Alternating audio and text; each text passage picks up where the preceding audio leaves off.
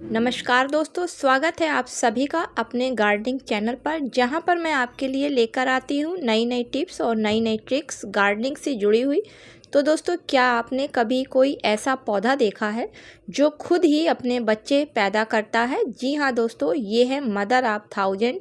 ये एक ऐसा पौधा है जो देखने में जितना खूबसूरत है उतना ही खास। दोस्तों, मदर ऑफ थाउजेंड प्लांट को एलिगेटर प्लांट के नाम से भी सभी लोग जानते हैं और इस पौधे की सबसे बड़ी खासियत होती है कि ये पत्तियों के किनारे छोटे छोटे पौधों को उगाता है, जो ज़मीन में जैसे ही गिरते हैं वैसे ही वहाँ पर एक नया पौधा तैयार हो जाता है।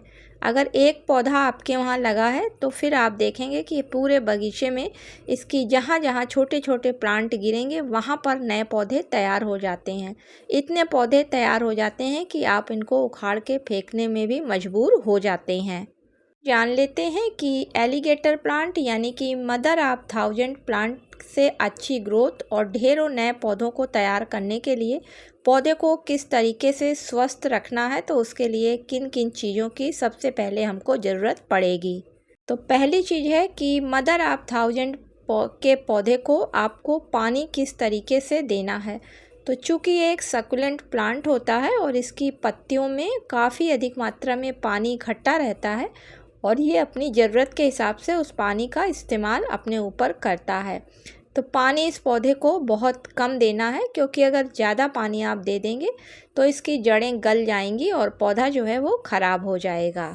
अगर इस पौधे के लिए हम धूप की बात करें तो जहाँ पर भी आपके वहाँ अच्छी धूप आती हो, यानी कि कम से कम इस पौधे को 3 से 4 घंटे की धूप अच्छी ग्रोथ करने के लिए काफ़ी ज़रूरी होती है।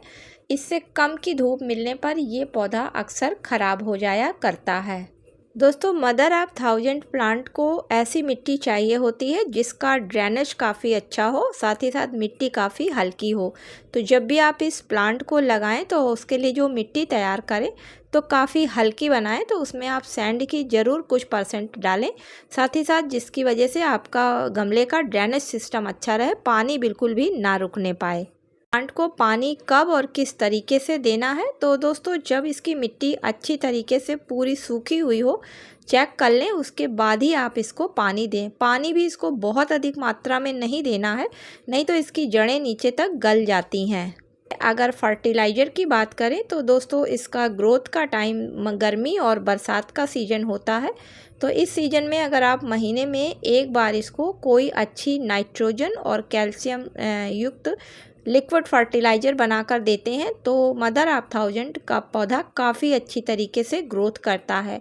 तो खाद देने के लिए आप वर्मी कंपोस्ट खाद में कुछ मात्रा बोन मिल की मिला लें, या फिर अगर आप बोन मिल का इस्तेमाल नहीं करना चाहते हैं तो कैल्शियम पाउडर मिला लें, और अगर आप उसका भी इस्तेमाल नहीं करना चाहते हैं तो बच्चों की लिखने वाली चॉक को अच्छी तरीके से महीन पाउडर के रूप में तैयार कर लें। उसके बाद फिर वर्मी कंपोस्ट खाद में मिलाकर दें तो आपका मदर ऑफ थाउजेंड का पौधा काफ़ी अच्छी तरीके से ग्रोथ करेगा।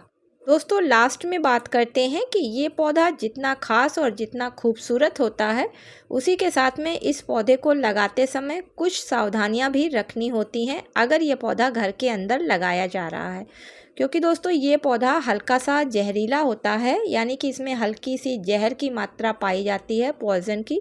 तो खासकर जानवरों से, पालतू जो होते हैं और छोटे बच्चों से इस पौधे को बचा के रखना होता है। तो ऐसी जगह पे रखें जहाँ पर अगर आपके वहाँ ये चीज़ें हैं तो इन पौधे तक पहुँच ना सकें। तो दोस्तों, अगर अभी तक आपने इस पौधे को अपने घर में शामिल नहीं किया है तो ज़रूर अपने बगीचे में इस पौधे को शामिल करें। तो शामिल करने के लिए ज़रूरी नहीं है कि आप नर्सरी से ख़रीद के लाएं। कहीं से आप इसकी एक छोटी सी पत्ती अगर ले आएँ और उसको ज़मीन में डाल दें तो उससे फिर आपके पास में ढेरों नए पौधे तैयार हो जाएंगे। तो अगर नहीं लगा है पौधा तो ज़रूर इस पौधे को आप अपने बगीचे में ऐड करें।